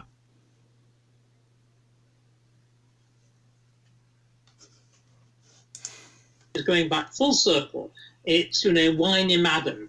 Excuse me. It's really important to cover Sir Winston Churchill, you see, because the audience will be absolutely desperate for your take on it. But there are a lot of arguments put forward, the Owen Joneses of the world, the Ash Sarkers of the world, who argue that Sir Winston Churchill was a racist and belongs in a museum. What's your take? Well, of course, Churchill had powerfully racist views. Everybody did. And virtually everybody did in the 1930s. I mean, if we're going to go on and to start picking up people who had undesirable opinions in the 1930s, can I share a great confidence with you, Darren? The institution that I ornamented for 25 years of my career, LSE, is founded by eugenicists, right? The left is soaked in eugenicism absolutely up to its eyeballs. The LSE, the funding for its building came from three guesses who? Rockefeller. And what was the reason? It was because Beveridge and Rockefeller share an interest in eugenics. And there was a department of social biology, and it was said you couldn't walk up and down Hatton Street without retching with the stench of tortured rats in the basement. Come on. And Mary Stopes, and now idolised for abortion and birth control and all the rest of it, believed passionately in the elimination of the disabled. She acclaims Hitler. Wow. As opposed to Churchill destroying Hitler, this got it. What's the difference between eugenics, slavery, and neocolonialism? Fundamentally nothing, because it's all white supremacist ideas where one group of people look to themselves as superior to the rest or another group and then seek to do with the other group as they will, even to do away with them if they will. So like I said, this is why I didn't want to conflate between conservatism, liberalism. What's wrong is wrong. There's conservative racists and there's liberal racists. For whatever reasons, I'm sure they have their different prompts that create that divergence in racism, but it's still racism. So yeah, talking about Churchill and his racist views. Now, yeah, I admire Churchill. I know that his entire history should not be taken on the account of his racist views. I admire the fact that, he was a strong man, strong enough to stop probably a bigger evil. Idolised for abortion and birth control and all the rest of it, believed passionately in the elimination of the disabled. She acclaims Hitler. Wow. As opposed to Churchill destroying Hitler, this goddess of liberated womanhood actually approves of Hitler because of his eugenic program, which finds its natural culmination in the concentration camps, where, remember, they only had the Jews quite late on, after they've got rid of the disabled, the gay, the gypsy, and all the rest of it. So Churchill is a man of his own time. And this, again, is the entire problem with the Black Lives Movement. It is what is so scandalous about people like David Olusoga, who are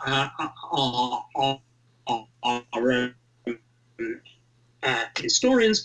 It is the terrible, fundamental historical sin of anachronism, of reading the values of the present back into the past. If you do that, all human history just becomes an exercise in patronage, in complete cultural patronage. It reminds me, have you ever seen one of the more humiliating moments of my life, which was taking part in James' Dream School?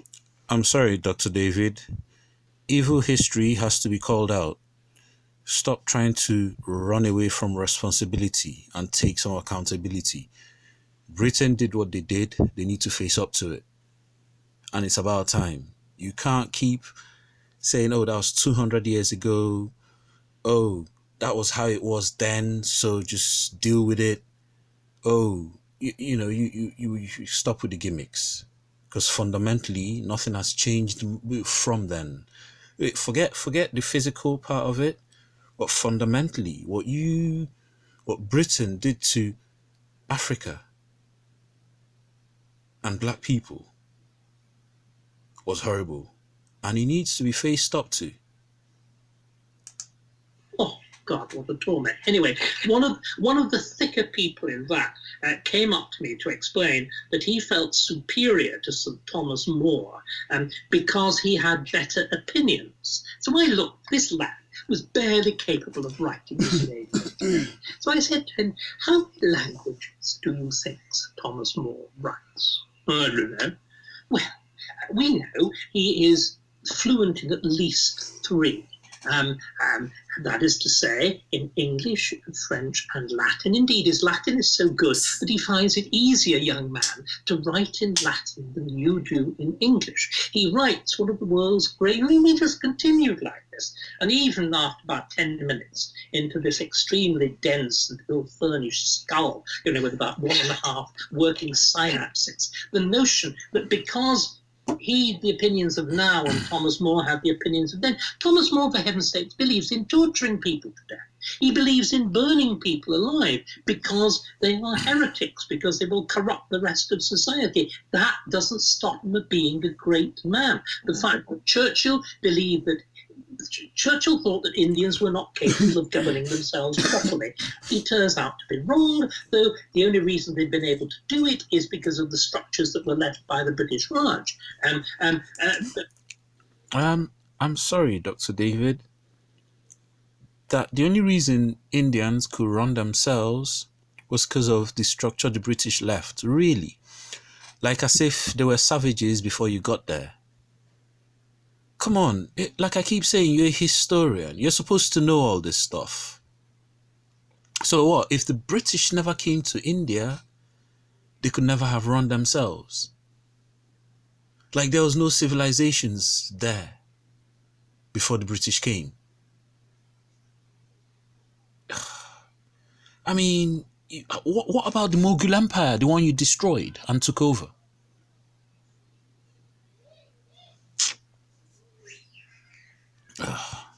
Look, Churchill was a sycophant. And like I said, a sycophant is a sycophant is a sycophant.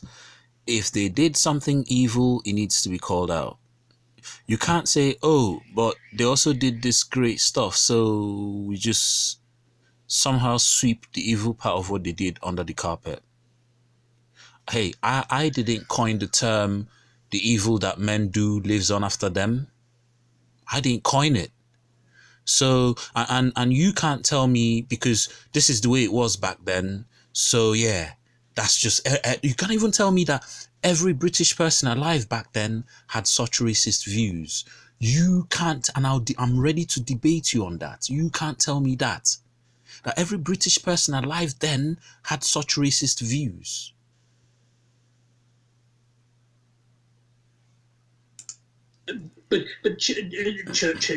Churchill again took the attitude in the famous famine that feeding Britain was more important than feeding India. Now, he is a war leader. You see, this kind of mentality comes from, and I keep talking about the systems, the structures that were left that enabled slavery to happen and that are still intact. That the structure that enables this kind of mentality to be bred into society is like the education. Clearly, Dr. Starkey went to good schools. He studied history, British history, but he seemed to have only studied a cherry-picked curriculum. A cherry-picked curriculum that just says everything great and hides all the sins. And this is what creates such a mentality. So yes, maybe you do need to decolonize the curriculum so that you get a broader perspective of the modern world. Because the world's not back then, which seems to be the stem of this kind of mentality in British society. He takes terrible decisions every day. This is not, deciding what shall we have on our cereal this morning? Are we going to have raspberries on our cereal or are we going to have blueberries? These are the decisions of life and death that will determine whether you and your country survive or an evil dictatorship conquers you. You take very, very hard and brutal decisions. And Churchill took them, and his greatness was that he was able to take them. And again, it's going back again to what I was saying about Puritanism. It is this idea that a wrong view on race is the equivalent of original sin. It's the sin of the Holy Ghost. If you are responsible for that, all of your achievements in the past, the present, or the future are negated, and you are to be cancelled. You are to be obliterated. This is... Yes. Do you know why? Because any brain that can hold a racist view, there's something wrong. If you can think that you're so it and you're better than everyone else, then there's really something wrong. And that's why people call you into question when you express racist views. It's your faculties in tune with modern times. Because even in primitive times, by primitive time standard, racism, slavery is barbaric, is savage. There's nothing civilized about it. Look, to put my money where my mouth is, I'm ready to have a debate. I'm not just making this recording just to have some random say. Because British society needs to face this. I'm not saying all of British society is guilty, but there's a class of guilty ones, and they need to face it. A deranged attitude.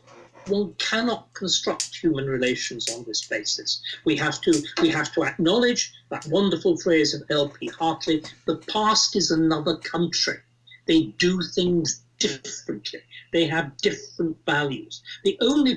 So suddenly history has no significance. Oh, the past is another country. This is again classic trying to skip accountability and responsibility. Oh, 200 years ago. Let's move on. Come on. Proper attitude as a historian is to respect those values. You do substitute them for your own, though occasionally some people have, the Catholic fascination with the Middle Ages, Victorian fascination with the Middle Ages. But what you essentially do, you recognize that you're there to explore difference. What the Owen Joneses and other such shallow creatures want is to impose uniformity. They prattle perpetually about diversity. They want to make everything the same. They want to make the past the same as the present. They want to make everybody's opinions the same as theirs. They are the most absolute totalitarian. You see, this mentality I'm talking about is the kind of mentality that could have facilitated slavery. If you can read evil, if you can read a horrible history and not be touched or moved by it, and just simply say, oh, well, that was in the past, then if you were in the past, you would have done it. And if it's still happening today, you will do it. Did you hear me? If to have such a mentality, to say, oh, well, yeah, what I've just read, even as horrible as it is, yeah, it's just history. If you can somehow just detach yourself from it and not feel anything, just because it's in your view, it's the past. With such a mentality, you would have taken part in slavery. And if slavery is happening today, you will take part, because you just look at, well, it's the sign of the times. Yeah, carry on. Tolerant, dangerous people. And this fact simply has to be recognized, it has to be repeated, and it needs to be said loud and clear and whatever. My final question, Dr. Starkey, we sort of highlighted earlier, actually we've highlighted it throughout this discussion.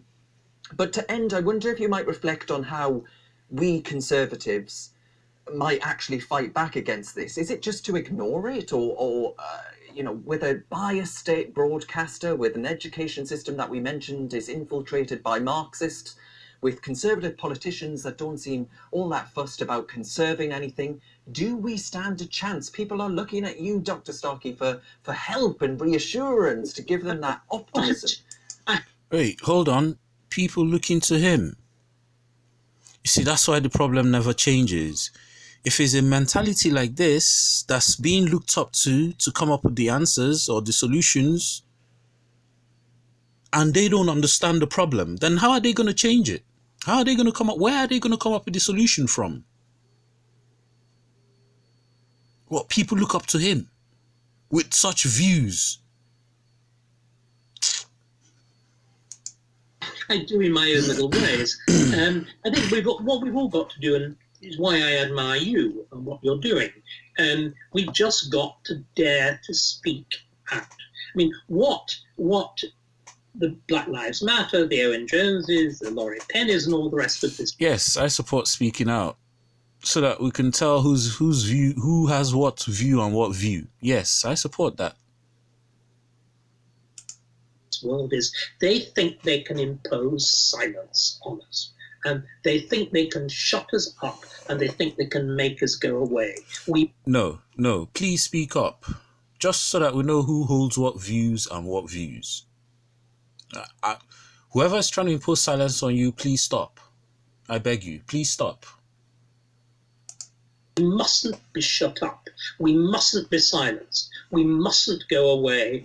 And to really bring the thing full cycle, Darren, can I quote to you what I've been in many ways my real motto, my real working motto, going back to the very, very early days of Gay Lib.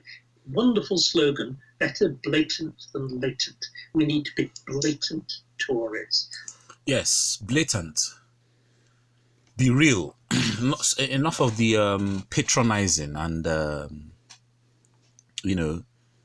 hiding iron claws in velvet gloves. Yes, let's know what's what. Let's know if this is going to come to the fight it's looking like it's going to come to, because you can't keep a people oppressed and expect that they'll keep taking it for centuries. So be blatant. Let's know. Are you going to kill us all? Are you going to kill us all? Yeah, we so-called blacks who should be happy with the way it is now, because it's not as bad in the past as it was. It's not as bad as it was now in the past. So yeah, please. Tory blatancy. It's a good slogan, that. I know. Tory I like blatancy. Blatant. We need to be blatant. I like that too. In your face. Loud and proud. loud, out and proud. Matthew Paris put it very nicely, that the difficulty wasn't coming out as gay, it was coming out as Tory. We've all got to come out and rub their noses in blue. Beautifully put. We'll end it there. Thank you so much, Dr. Starkey, for giving up your time. Thank you.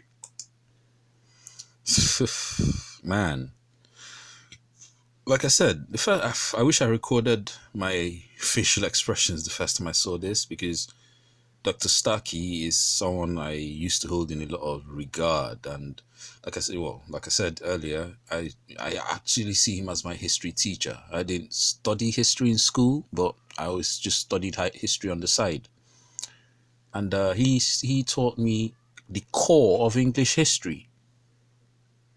And he didn't even just teach any English history.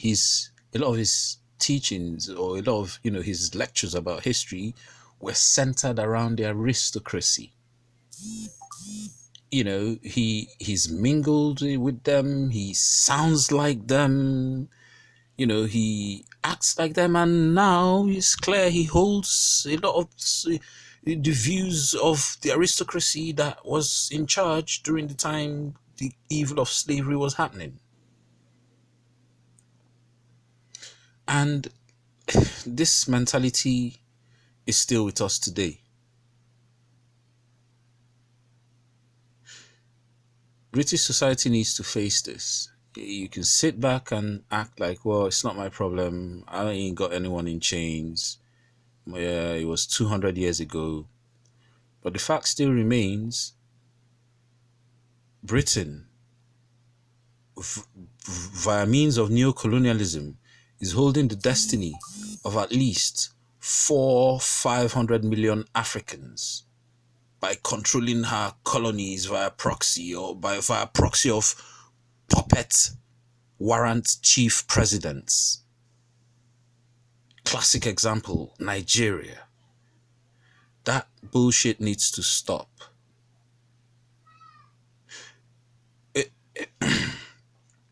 A time will come when the Africans really won't have it anymore. Right now, the Africans just want freedom and to live in peace. A time will come when they want revenge.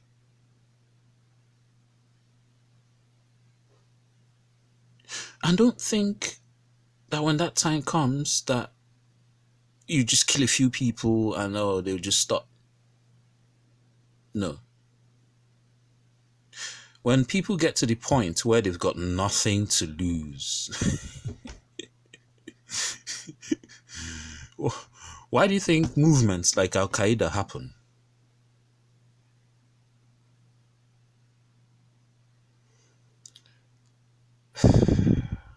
I didn't mean to make this personal against Dr. Starkey. Like I said, he's someone I grew up having a lot of respect for. But I saw this as an opportunity to advise those in British society that still hold such views. It's a new day. The world has changed. Unless you're ready to kill all of us, we Africans, or so-called black people, things have to change. Or else, be my guest, start killing. I mean, it's not, it's not like your policies ain't already killing us, but, maybe even stop beating around the bush and just start openly mowing us down. I mean, when we hear comments from Parliament talking about recolonizing Zimbabwe, and leaks coming out about sparking wars in Africa so that you can recolonize parts of it again in the 21st century, UK Parliament, come on, parliamentarians coming out with stuff like this. Come on. 400 years is enough. We can either live in this world together in peace and happy, and yes, there are a lot of good British people that really want, there are a lot of good British people that don't hold such views. I'm not trying to make this about every single person in Britain, but the construct of Britain, the entity that is Britain, the structures, the foundations upon which it's built, is sucking the lifeblood out of a lot of innocent Africans. It was built on sucking that blood. It sucked that blood enough, and it's still sucking that blood in places like Nigeria today. Because we know British companies exploit Nigeria as willy-nilly. That nonsense needs to stop.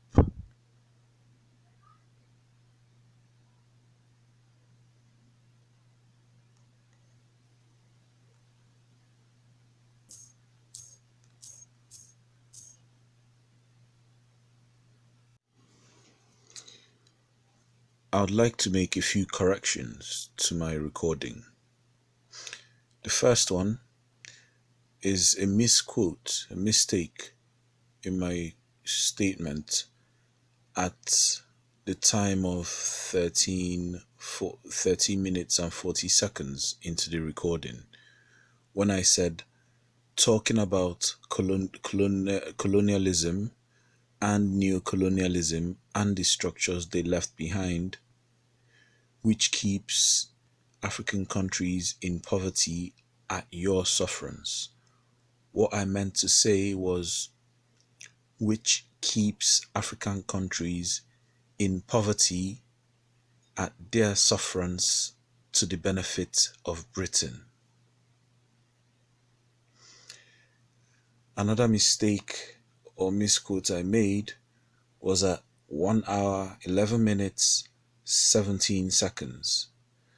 When I said Britain went around the world looting everywhere, and now you call yourself third world. Oh, we're rich. What I meant to say was, now you call yourself first world. Oh, we're rich. And I'd like to add to that how, and this is an example of how these fundamental structures I talk about haven't changed. You know, back then during slavery, you called yourself civilized. You called us savages. And then today, you call yourself rich. You call us poor. You call yourself first world. You call us third world. You call yourself developed. You call us underdeveloped. Like it's our own desire to be underdeveloped, when most of the world's resources comes from our land, but somehow we choose to be underdeveloped. Really, is that not your structure in the background keeping us underdeveloped with neocolonialism? Right. Another mistake I made, the third mistake, was at the hour, 1 hour, 14 minutes, and at around 10 seconds. Well, actually, sorry, that was not my mistake. Actually, sorry, that was my third mistake at 1 hour, 32 minutes, and 11 seconds, where I said people die like chickens in Nigeria at your sufferance. Again, that was meant to be where people die like chickens in Nigeria at our sufferance to your benefit. And a few other things I'd like to add.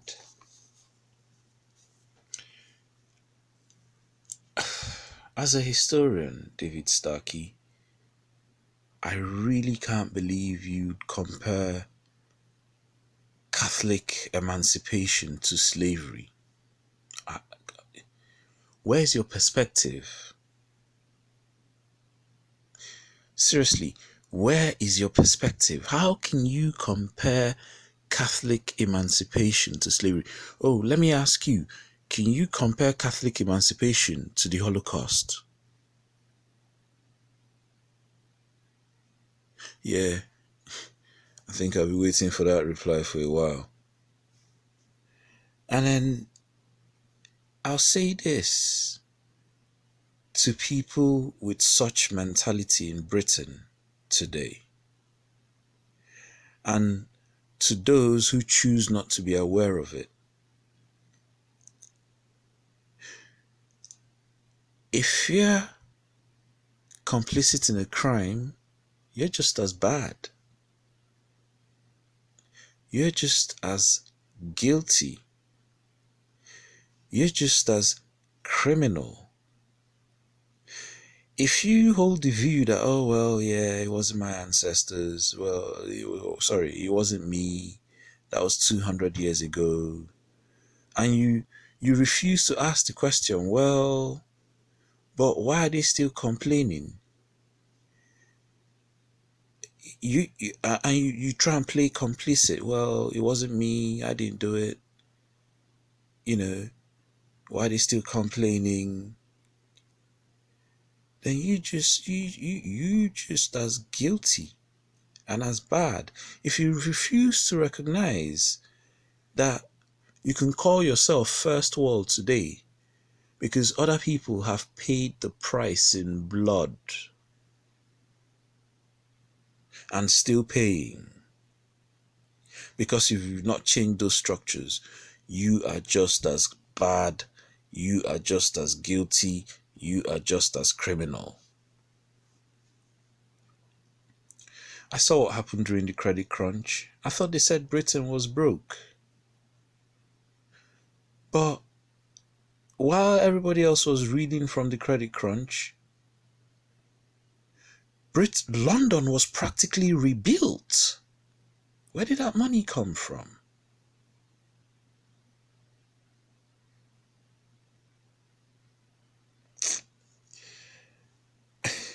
And then I'll say this also about the so-called debate to decolonize the education system. And I'll tie it into the history Britain has of lying about history. You see, when you go about concocting lies, at some point you lose yourself, you lose perspective. So you went round for 200 years selling the lie that the blacks, or the so-called Negroes, they were inferior, they were savages, they were pagans, they were no more than animals. And to sell this message, you went around selling to your people, yeah, well, if they are superior, then if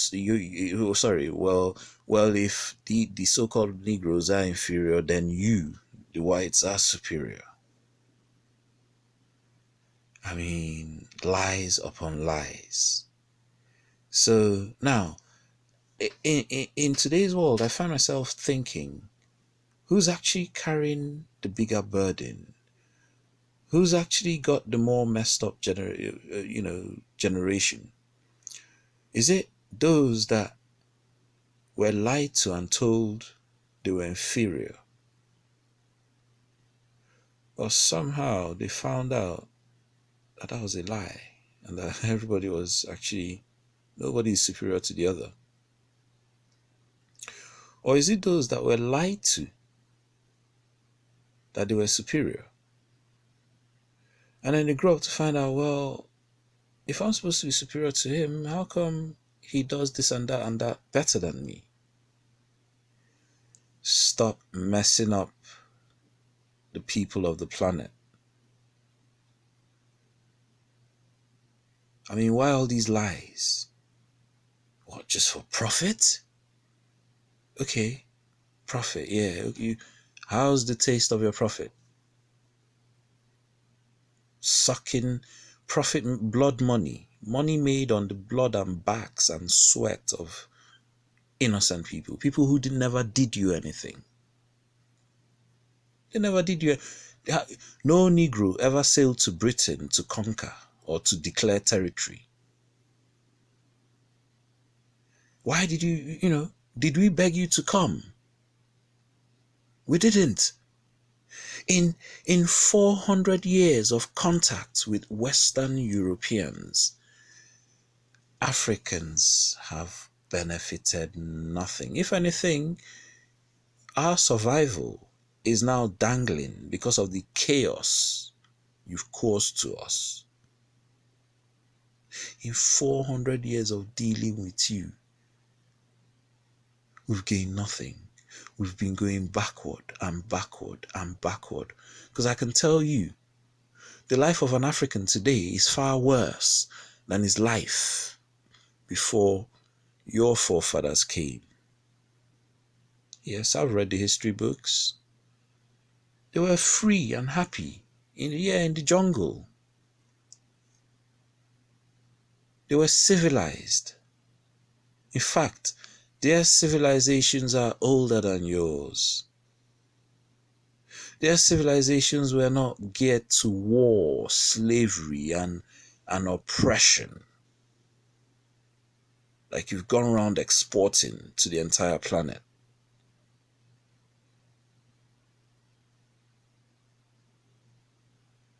You've done all this stuff, and instead of being accountable for it, you're telling everybody to just forget it. Really. No wonder you went around pushing your religion. Oh, if they slap you, turn the other cheek. Because I'm sure they knew this day would come when you try and tell everybody to just forget it. That was 200 years ago. That is in the past. Let's move on. No, Britain, you have to face this history. Especially that part of you that's that's primarily culpable. Elite. Yes. All those estates, those companies, those mansions. Most of those things were gotten off the backs, the sweat and blood and tears of people who never did you anything.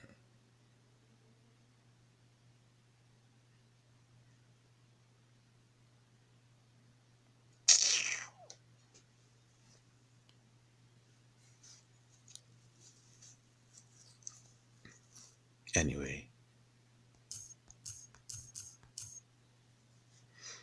this nonsense can't carry on forever.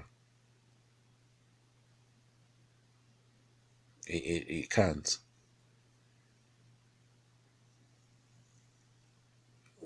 Our forefathers, they were naive. They saw strangers.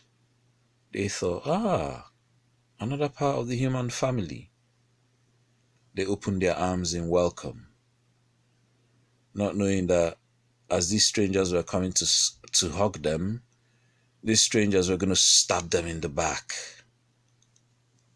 And upon all this,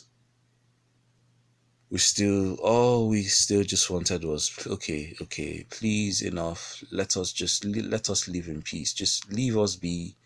We be in peace. But no. You got to exert yourself. Look, to prove what to who? What are you? But are you any better? Just because you conquered?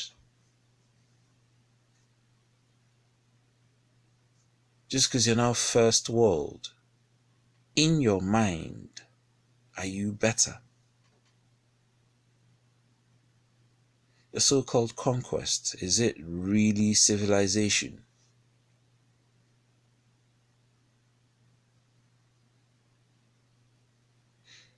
Like I said, it's a modern world now. It's a new day. Britain needs to examine itself.